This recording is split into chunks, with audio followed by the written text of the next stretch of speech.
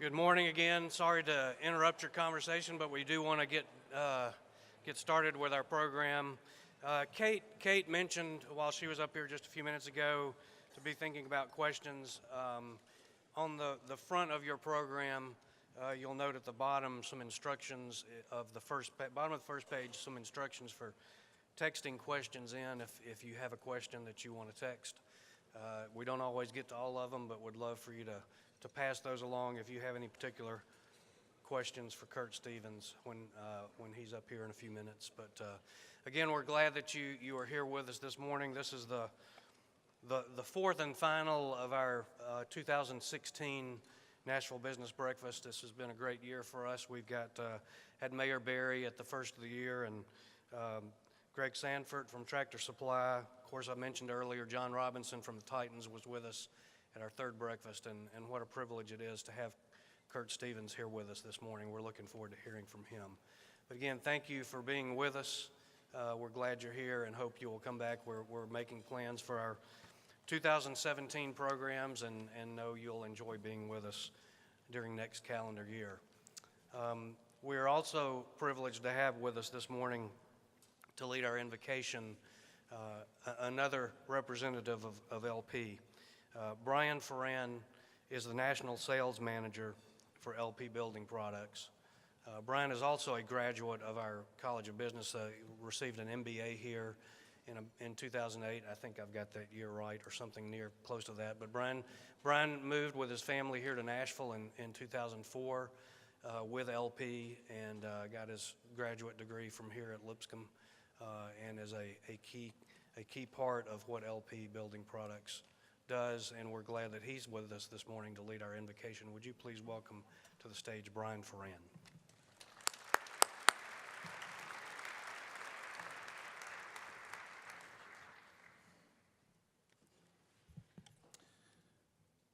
Good morning. Heavenly Father, we are here at Lipscomb University this morning asking for your guidance, wisdom, and support as we begin this business breakfast meeting. Please allow all of us to grow closer as a group, nurture the relationships and bonds that exist between us, the students, the Lipscomb staff, the business leaders, and the greater Nashville community that is here among us. Fill us with your grace, Lord God. Continue to remind us that all we do here today is the pursuit of truth for the greater glory of you and the services of humanity. We ask these things in your name. Amen.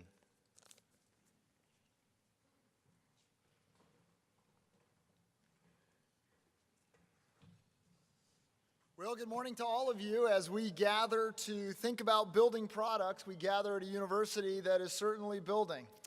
As many of you know right now, there is a lot of construction going on, as there usually is around this campus. Lipscomb just finished the McAdams Athletic Center, which many of you had the opportunity to enjoy this breakfast in several months ago with John Robinson of the Tennessee Titans.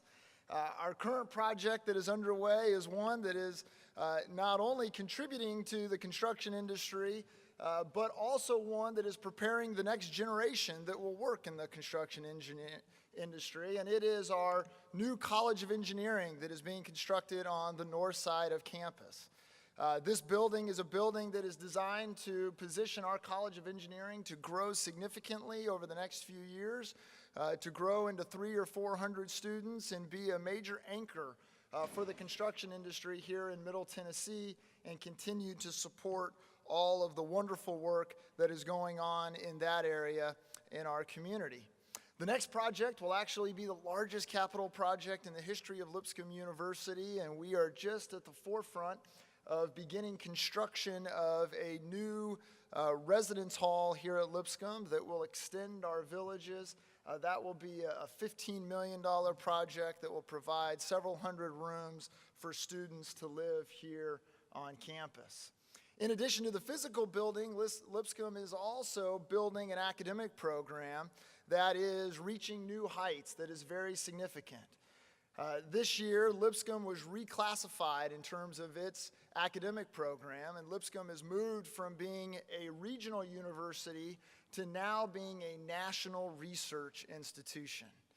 That's a very significant move because it changes the competition. It changes who it is that we get ranked against. And so now, instead of getting ranked against the regional schools that we competed very well against, now we get ranked against the leading institutions in the country, including the Ivy League institutions and the SEC institutions and the largest of the largest and the most prestigious of the most prestigious. There are about 400 institutions in that category, and as you would think of Lipscomb moving into competing against national research universities, you would think, and we tended to think, that we might have one of those moments where you start at the bottom and you have to work your way up. But we were thrilled this year that as we got ranked in that new class of competition, out of 400 of the best universities in this country, Lipscomb was ranked 176th, putting this institution in the top 4% of all universities nationally. And so the academic program is building as well. In addition, we are building a larger footprint in Middle Tennessee. As many of you know, Lipscomb has a facility down in Cool Springs called Spark that has about 150 graduate students, making Lipscomb the largest provider of graduate education in Williamson County. We have 7,000 people a year that come through Spark for some sort of executive education, professional development kind of work. And we're thrilled that in April of 2017, we will open our next Spark location at 4th and Commerce in downtown Nashville. And so if you think about that very significant intersection, in addition to the AT&T building, in addition to the SunTrust building, in addition to One Nashville Place, on the fourth corner of that intersection will be Lipscomb University and a 20,000 square foot Spark facility designed to better serve many of your companies, especially those of you that are located downtown and have professionals working downtown. We hope that you will see Lipscomb and our investment in downtown as a significant leadership resource that you can partner with in terms of providing your employees and yourselves with the skills necessary to advance your business and your organization. We are excited about joining many of you in the downtown community. And so today we're talking about building, and we're thrilled to feature one of Nashville's and one of our country's leading companies in the building products space. LP Products is an outstanding corporate citizen, is a significant company in terms of being an economic driver, not only here in Middle Tennessee, but beyond. And we are thrilled this morning to have the CEO of LP Products, Kurt Stevens, here with us today. Kurt has spent about 20 years on the executive team at LP Products, having served as the chief financial officer, as well as an executive vice president, as well as the chief operating officer, before becoming the chief executive officer in May of 2012. Kurt grew up in California. We share that together. He went on to UCLA, where he did his BA and MBA, and Kurt and I had a wonderful time talking about his experience having breakfast years ago in the Student Center at UCLA with the legendary basketball coach John Wooden, who apparently would just show up every morning in the Student Center to have breakfast with students. There's certainly, in terms of John Wooden's leadership, some of that reflected in Kurt and in the incredible work that he is doing to lead LP Products, and we are privileged this morning to have him with us. Would you join me in welcoming the CEO of LP Building Products, Kurt Stevens?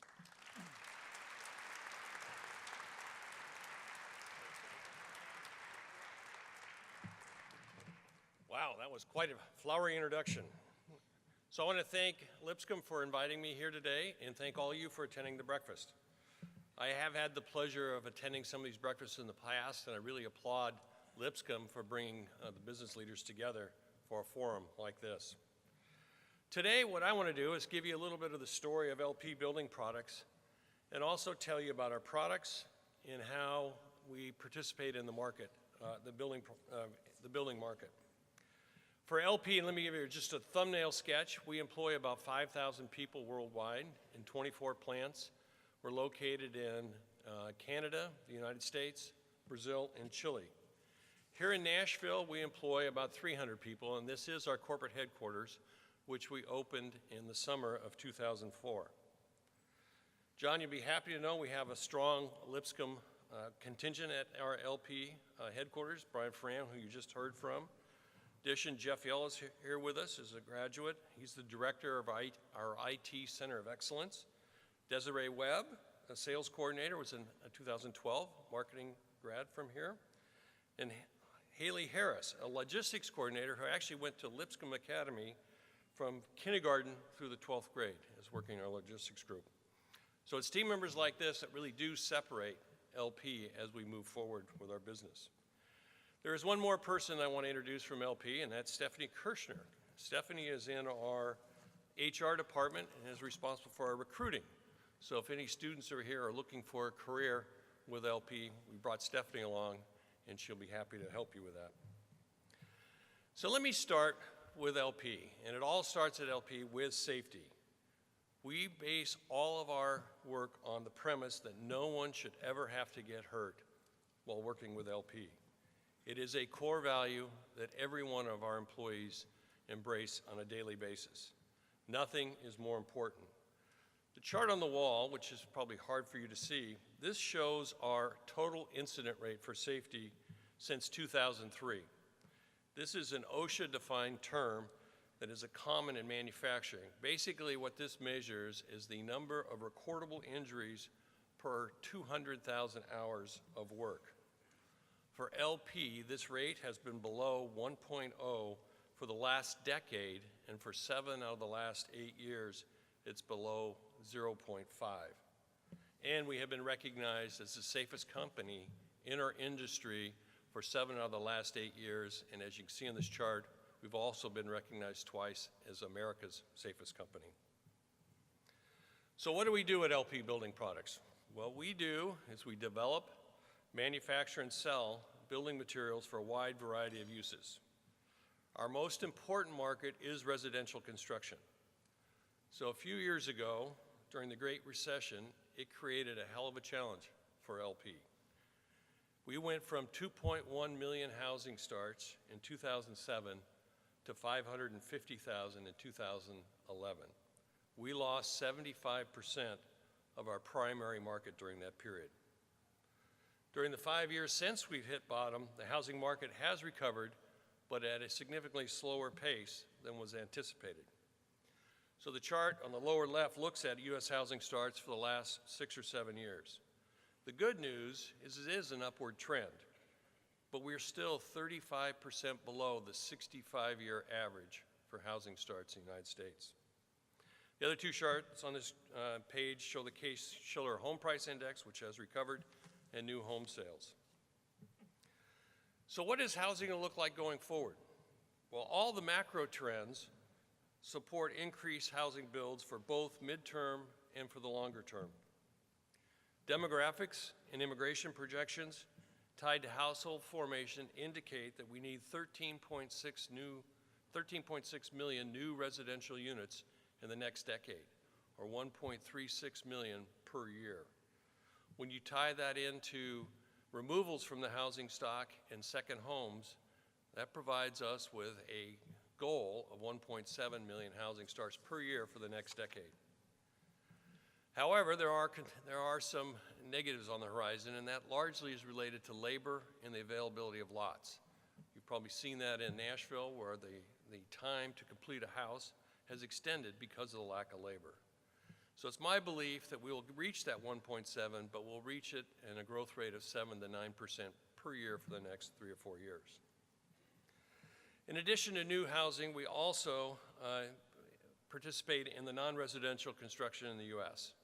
As you can see in the chart on the lower left here, non-residential construction actually is back to where it was in the pre-Great Recession. We do participate in this from industrial projects and light commercial, And this is generally under 4 stories for us. So as you're driving around Nashville and you see a building under 4 stories, it's likely to have wood products in it. If it's one of the high rises in downtown, we don't participate in that. We also sell a significant amount of our product through the home centers, Home Depot, Lowe's, and Menards. Currently, we have at least 4 products in every Home Depot, Lowe's, and Menards in North America. Both Home Depot and Lowe's have reported better results, and they've upped their near-term forecast. Their recovery was broad-based. It was in repair materials, appliances, and the higher cost remodeling projects.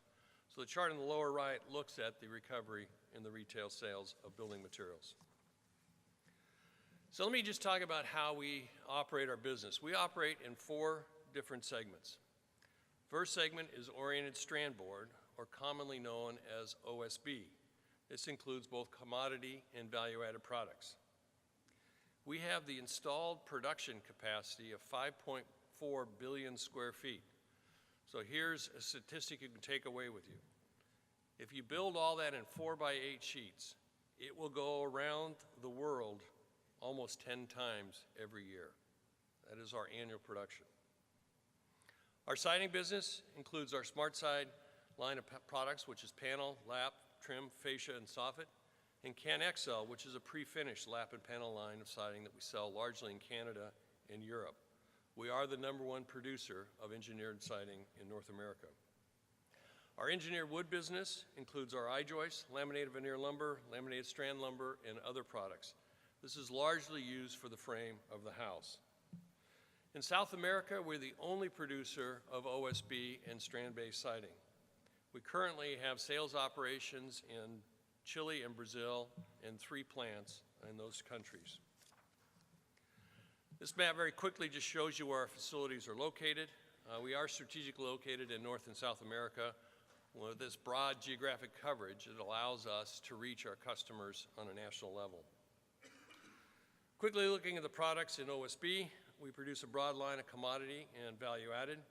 We do focus on developing innovative products that are more efficient for the builder, provide energy savings, or reduce the construction labor. Some of the products you can see here is our TechShield Radiant Barrier. And again, as you drive around Nashville, there's very few homes that are built that don't have TechShield Radiant Barrier on them for energy savings. Our siding business has been a real success story.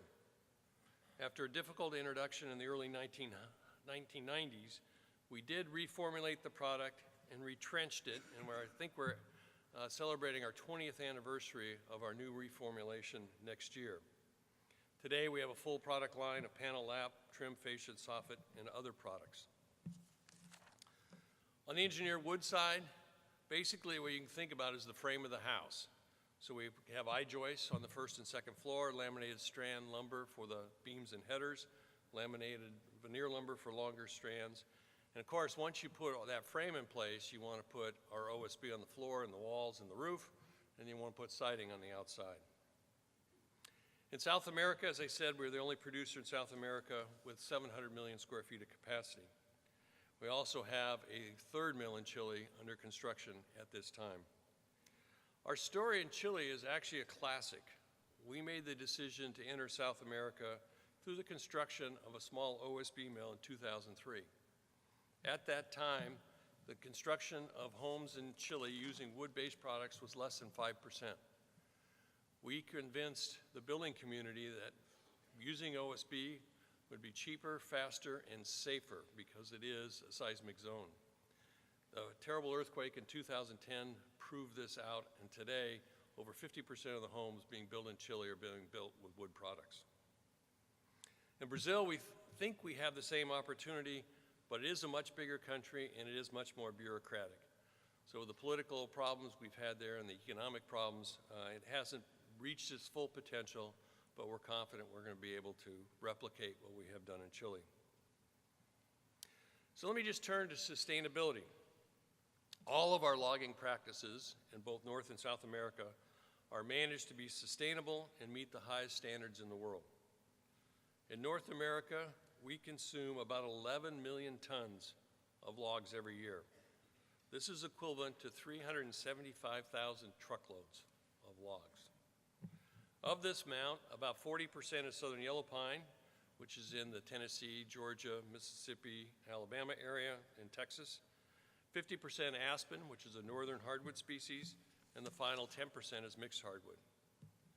All of our fiber procurement practices are certified under the Sustainable Forestry Initiative and fiber sourcing, and we also have chain of custody on all of our products. On the manufacturing side, this is a schematic of our OSB manufacturing process. We start with the logs, get them debarked, and then turn that into flakes, which are roughly 1 inch wide, 4 inches long, and 1/8 of an inch thick. We screen these flakes to separate the fines and then dry it. The next step is to fill the flakes with resin and wax and form a mat that we make into the proper product line. The important part of this slide is that throughout this process, we capture all the wood waste. The waste is then fed into our energy systems to create the heat necessary for the dryers and the thermal oil systems tied to the press. This allows us to consume 100% of the logs that we purchase while providing about 94% of the energy that we consume in our facilities. On the quality side, it's a given that you must have quality products for your customers. While wood products have been around for over 100 years, today's operations are very highly computerized, automated, and controlled. I'm pleased that John said you're going to have an engineering school here because we need more engineers to run these facilities. Pictured here is a control room of one of our plants just south of here in Alabama. With these control systems, heavy use of statistical process control, and ongoing monitoring and testing, we regularly achieve A-grade yields above 99.5% in these facilities. This chart is going to be really hard to see, but basically what it says is we focus on the quality of the products that we produce in the plants, but we also focus on what leaves our plants, and our historic claims rate for OSB SmartSide engineered wood in South America is very, very low.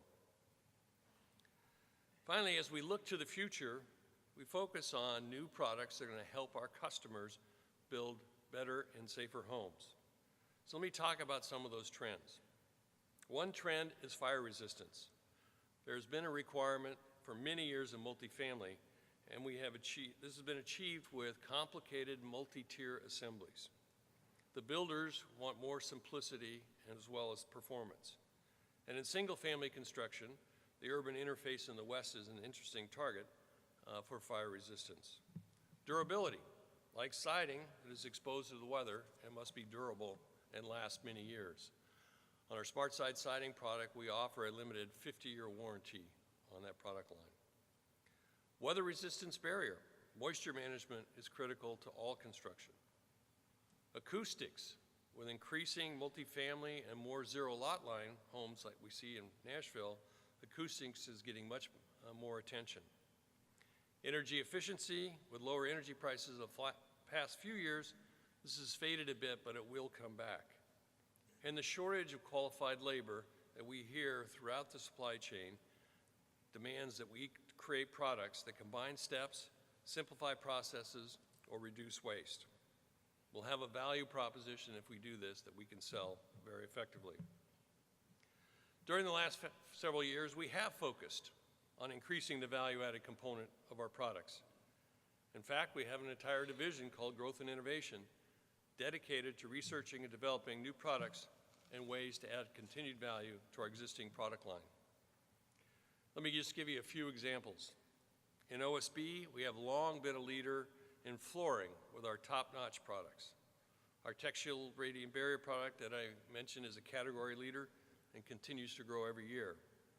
And several years ago, we did introduce Flame Block, which is a fire retardant OSB that can be used in those applications I spoke about earlier. In siding, we have developed a superior substrate that can be used by the builder to cost-effectively clad a house with a stucco finish, which is very important in the southwest part of the country. In EWP, we have introduced a fire retardant I-joist to address code issues in some jurisdictions related to the open ceiling in a finished basement. As I wrap up, I do want to call attention to the infographic that's on your table. This shows our SmartSide siding process, and it also illustrates how our products make an impact at every stage of the manufacturing process, from logs to finished engineered wood trim and siding. Feel free to take one of those with you. Let me close by telling you what I believe sets LP apart, including the critical differentiators for LP in our operations. First, due to the need to have abundant sustainable forest resources, most of our operations are in small, rural communities where we are often the largest employer. Our impact is far beyond just our direct employment. Economic development experts use a multiplier of 3 to 4x in indirect jobs.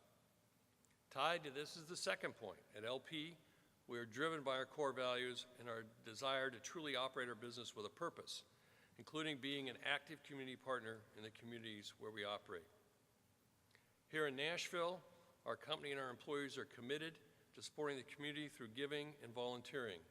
This is through a broad range of initiatives, such as the founding of the LP Pencil Box to support local education, working with the Urban Housing Solutions of Nashville, serving on various mayoral task force, active participation in the Nashville Chamber, Monroe Harding, Oasis Center, the Land Trust of Tennessee, Girl Scouts, and much more. We strive to create value for the Nashville community and serve the people who called this city their home. I appreciate the time you give me this morning, and I look forward to your questions. Thank you.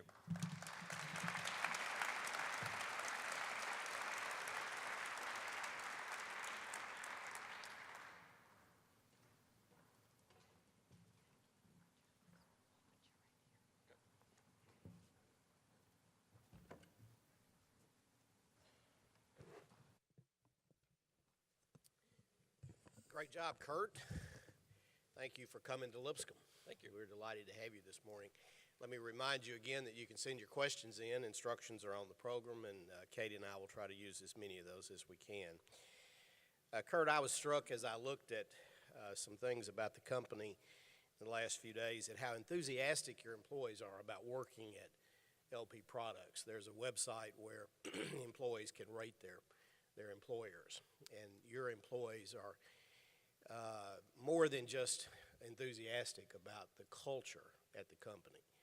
I won't read this entire quote, but here's one, for example. I've been with LP almost a decade now, and all this has been within the same department. This has been the longest job I've held in my career with the same company, which says deep down, I'm happy and I really love what I do. This person goes on to talk about what a great environment it is. How do you do that as a leader? You know, it's an interesting question. We just completed an employee survey in the last year that we hadn't done one in a decade. And I was very pleased with the results. Obviously, we have some opportunities, but the top 3 items that came out as most favorable, the first was clarity of direction. Our employees know what we're trying to accomplish and they know what's expected of them. The second was, this is a great place to work. My friends are here. And the third was our safety culture. So I really do think it starts with that safety culture. Communicating, you never can communicate enough. And that was actually one of our challenges, communication between departments that we're working on. So I think what you have to do is listen to your employees, figure out what they are asking, and then try to respond appropriately. Kurt, can you tell us, you gave us such great information about the company, can you tell us a little bit more about your background and how that plays into the position you hold today? My background is, as John said, I went to UCLA. My undergraduate degree is in economics. I have an MBA in finance. I see the Deloitte table here. I was actually a Haskins and Sells alumni, which morphed into Deloitte at some point. I interned for Haskins and Sells in LA for 2 quarters. And then when I got my MBA, I went to work for them in the Portland, Oregon office. And I did a little bit of tax, which I absolutely hated. Did some audit, and then I did consulting for my last few years there. And in the consulting practice, I was focused on helping emerging growth companies write business plans and obtain financing. And one of the companies I was helping was a company called Planar Systems, which many of you probably don't know this, was the largest manufacturer of flat panel displays in the United States for about a decade, from 1983 through 1995. And so I was with them for 14 years as the chief financial officer initially, and then the chief operating officer. Ran their international operations. And then 1997, LP had gone through a management transition, brought in a new CEO, and he asked me to join them as the CFO. So I was the CFO for about 10 years, and then added the COO title, and then became CEO in 2012. We've got several questions here about the future of housing, and let me put these together in this context. I had thought about the same issue myself as I was thinking about the questions today. You're a board member of the Harvard Joint Center for Housing Studies, which looks at the future of housing. You referred to that in your comments. I think we've all been amazed in Nashville at this trend that we're seeing toward millennials living in high-rises downtown. And not just millennials. There are a lot of folks my age that are buying those condo units. Do you see a change in the basic cultural structure of this country relative to housing? Are we always going to live in a new lot and a new house way out in the suburbs, or is this a permanent thing that's going to change the way we approach housing in this country? Well, there is a lot of talk about that. And I think there's a couple things I would say. First of all, that we are revitalizing our downtown areas throughout the country, and I think that's a good thing, because they did turn a little sour, and I think having those core areas come back is good. If you look at the millennials are very similar to us. I'm a baby boomer. The millennials want to be in the center of the activity while they're dating and while they're growing up. When they have kids, all the data says they want to go to the suburbs where the good schools are, where they got land or yard for their children. So the data shows that the millennials start out downtown, or they start out actually on transportation corridors. What's important to them is ready access. Downtown is an easy way, and that's one of the reasons why the Nashville region has to do a better job with transportation corridors, because we can have housing that millennials will like if we have a transportation corridor that gets them into the center city where they can take advantage of the amenities downtown. So what Harvard would say is there's no change overall in the desire of the millennials to own a home at some point in their life, but it's been delayed. And I'll just give you a personal example. My mother was 21 when I was born. My wife was 26 when my daughter was born. My daughter had her child when she was 31. So it seems like every generation has been 5 years later in starting their households. The interesting thing for us, and I think the developers are seeing this in Nashville, is the starter home has basically gone away. Because the millennials are starting their households later. They generally have a partner, they generally have more money, so we're stepping over the 3-bedroom, 2-bath house, and we're going to a bigger house. And last year, we had the largest square footage in history on average for housing. Really? So the starter home's gone away, and it's gone away for that reason, but it's also gone away because of the cost of regulation associated with housing.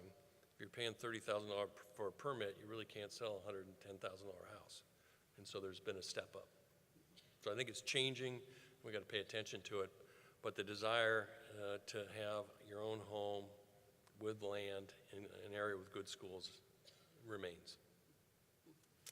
So you mentioned, and you just talked about housing starts, you also mentioned lack of available labor. We have a new administration in the office. But so looking forward, I'm just kind of naming some of the things, guessing what it might be, but what's your biggest challenge, do you think, for your industry moving forward? So from the production side, as I talked about, our mills are actually very highly automated. So we average about 160 employees for a 24/7 operation at our facilities. We actually run our night shift with 14 or 15 operators. So you need to have technical skills. That's why I was mentioning the engineering school. But also trade education is going to be very important to my industry. What's going to hold the construction industry back is we had 10 million jobs associated directly with construction activity in 2007. We have 6 million now. And basically we've got a net migration back to Mexico, which where a lot of that labor came from, and that's not coming back. And it's not coming back because of demographics in Mexico. It's not coming back because of some of the rhetoric that we have in our immigration policies. So I think we're going to be constrained on labor for a long period of time, and that's why I think we're at 7 to 9% kind of growth rate. And that's why it's also important for us to look at how we can reduce the labor needs for our builder customers by coming up with innovative products that combine steps. Here's another comment from one of your reports to your shareholders. Officials say the company's U.S. mills are operating at full capacity. Moving that product through the supply chain is still a challenge, LP CEO Curtis Stevens told analysts, as the dealer and distributor network struggles to obtain credit needed to build inventories. There's very little inventory, you said. The distribution channel wants us to be their bank, and we don't want to be their bank. They're going to have to figure out how to get more financing. I think we've all heard about the constraints on banking based on Dodd-Frank and the additional regulations that's created. You want to comment about how you view the banking industry from your perspective? Well, let me put the comment you just read in context. We had the top 10 pro dealers become the top 7 pro dealers last year. So we had consolidation, and in that consolidation, they took on a lot more leverage. And as you would do, of course, I'm a CEO, I'd probably do the same thing. So you have two companies that merge. You look at the best credit terms on either side, and you go to your vendor and say, well, you gave them this credit term, and I have a lesser credit line, so let's combine those, and 1 and 1 makes more than 2. That's not the way it works. So we have been, we've constrained some of our customers just from a credit line and availability standpoint. As far as the banking industry, the cost of regulation that I talked about extends beyond just the lot development and the land development, but it does go into the regulatory piece. The banking industry has had to add a tremendous amount of regulatory personnel. I think I heard Bank of America say that 25% of their employees are now, for regulation, are making sure that they're complying with all the laws. We've also seen a rise of non-bank financiers for the housing industry. This is the in-house mortgage companies at Lennar, at KB Homes, at the big builders that have access to public funds. But it's also non-traditional ones. Quicken Loans is one of the top 4 mortgage writers in the United States today. And they came really from zero. Part of that was their Super Bowl ad on the quick loans. You introduced us to some of your team members that are here today that were Lipscomb grads. Tell us, what kind of leadership skills do you look for in your management team? We actually have a 16-block leadership competency that we update on a regular basis. And it goes really through the full gamut, but obviously we need to be compliant. We need to have safety as our focus. We need to be adaptable. We need to be authentic. So that just what you would expect. We've got several questions here about the election, and I had one myself, so I'll just put them all together. I'm sure there's not a person here who's not thinking about that, asking what's next, what happens now. As a leader, public company CEO, as well as a citizen yourself, what do you think about what happened, and where do we go from here? Well, I'm probably reflecting a lot of thoughts in this audience. It was a terrible feeling to put the ballot in front of you and had to pick one. Very difficult. I think that both parties, at least their express platform, is to be tougher on trade, to withdraw from the global marketplace, and I think that is wrong. Train's left the station. We are a global marketplace, and we have to participate as a global leader in that marketplace. So unnecessary trade barriers are a problem. They're a problem to our industry. We're currently fighting. We are not involved in this, but the softwood lumber agreement between the U.S. and Canada has strained the relationships between our two countries for 3 decades. And we're once again at an impasse where court action is likely in the next couple of months. I don't think that helps anybody. So I think we need to take advantage of global trade. We need to understand that resources are going to go to the low-cost area to produce the products, and we need to add more value to our products so it doesn't happen to us. So what's the best piece of business advice you ever received? So when I was at Planer Systems, we went public in 1991. We needed to have a more public board. Some of you probably remember the 5 1/4 disc, floppy disk. There was a company called Zydex Magnetics was the leader in that. And there was a guy named Lester Kohlberg who was the CEO, and we were recruiting him to be on our board. And what I asked him that question. I said, what's the best piece of business advice you can give me? And what he said, Stephanie, close your ears. He said, the first time you think an employee is going to work out, take care of it. Well, I had a question somewhat similar to that. He said it never gets better. Let me ask a related question. So I don't want to make any judgment about your age, but you probably a little closer to the end of your career than the beginning. I know I am. I'm thinking a lot in a reflective way about what I did right, what I did wrong. Can you point to the one thing you think you did best in your career, and can you point to the one thing you wish you had a reset on? Well, what I think I did best, I think I've been a leader in our safety culture at LP, and we had a similar culture at Planer. If your employees don't think you care about them, they're not going to care about the business. So number one, from my perspective, is to focus on safety.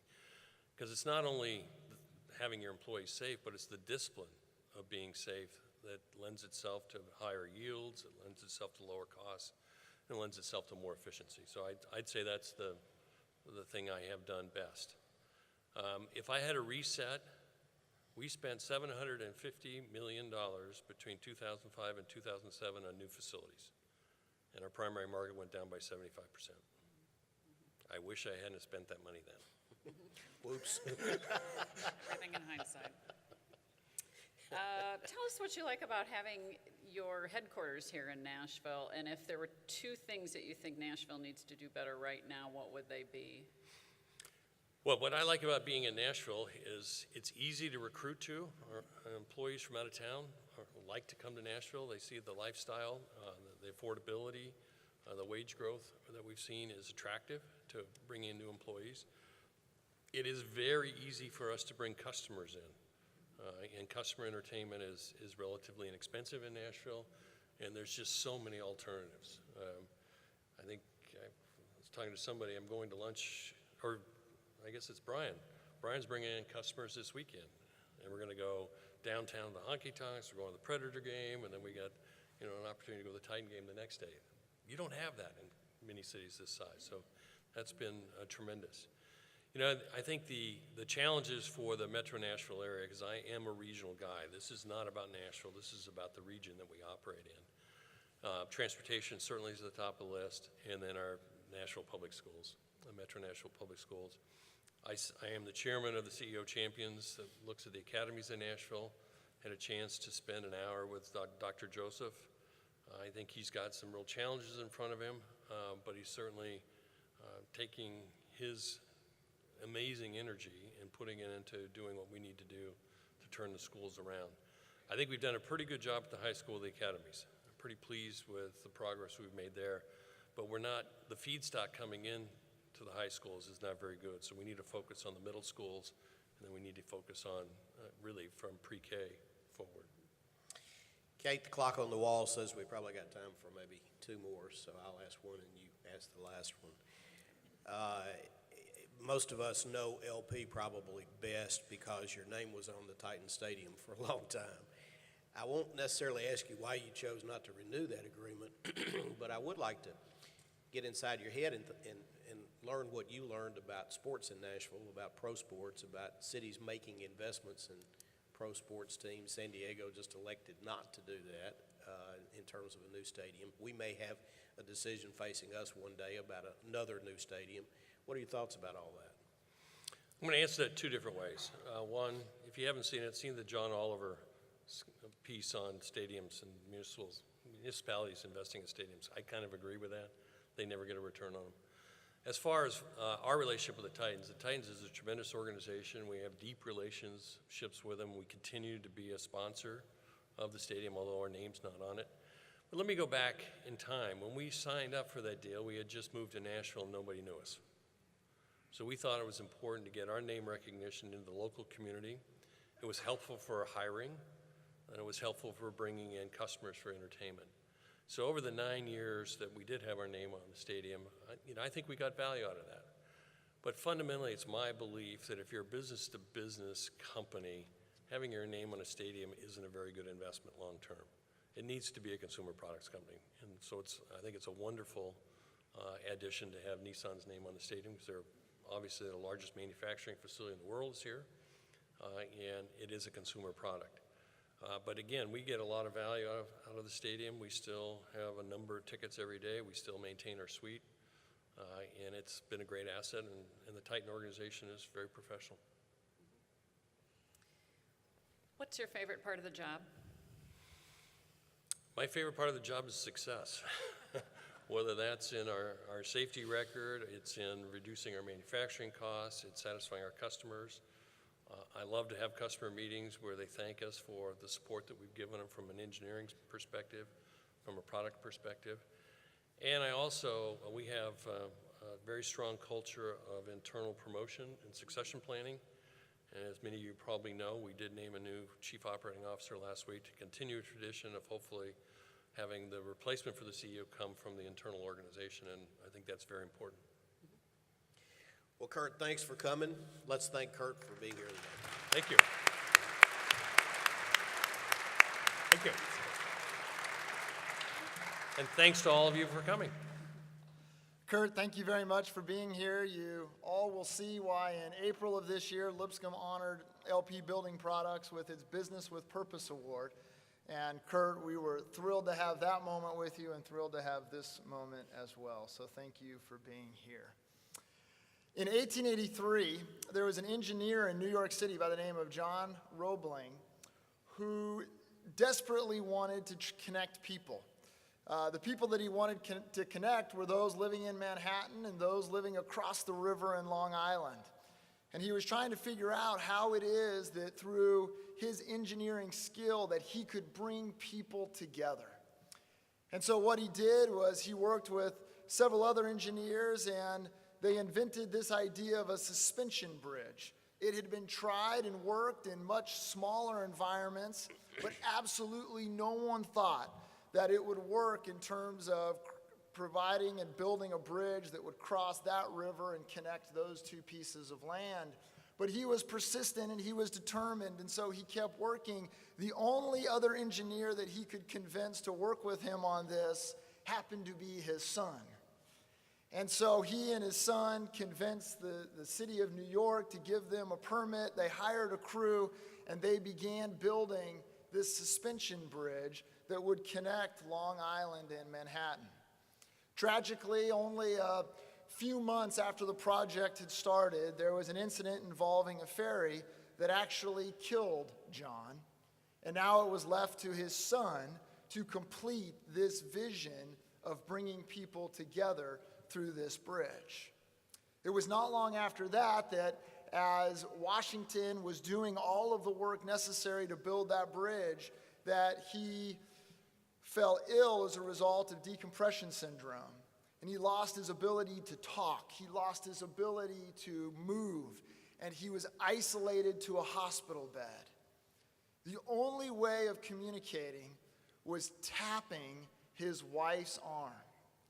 And for 13 years, he tapped his wife's arm, who interpreted his instructions to the crew in order to complete what many of us now have enjoyed, traveling from LaGuardia over to Manhattan. What they constructed over that time is the Brooklyn Bridge. Now, if you think about the Brooklyn Bridge, and you know that story, the Brooklyn Bridge is a tribute to the triumph of being committed, of being perseverant, of overcoming many of the obstacles, of getting past the people who say that it can't be done and are cynical about what lies ahead. And yet this one family was so committed to it that here we are hundreds of years later, still enjoying and still benefiting from the bridge that they built. And so together as leaders in this city as we help move our city and our country perhaps into a mode of bridge building and think about how it is that we can bring people together, perhaps we're inspired by an indomitable spirit of John Roebling and his family. Perhaps we're inspired by saying we're going to be hopeful instead of cynical. Perhaps we're inspired by saying, yes, it's going to be hard work, but we are willing to do that work. That work is what's required in terms of moving our country forward. And so in the spirit of John Roebling, we invite you to go and to partner with us in terms of building bridges as we lead our country into a new season together. I wish you well today and look forward to seeing you at the next Nashville Business Breakfast. Have a great day.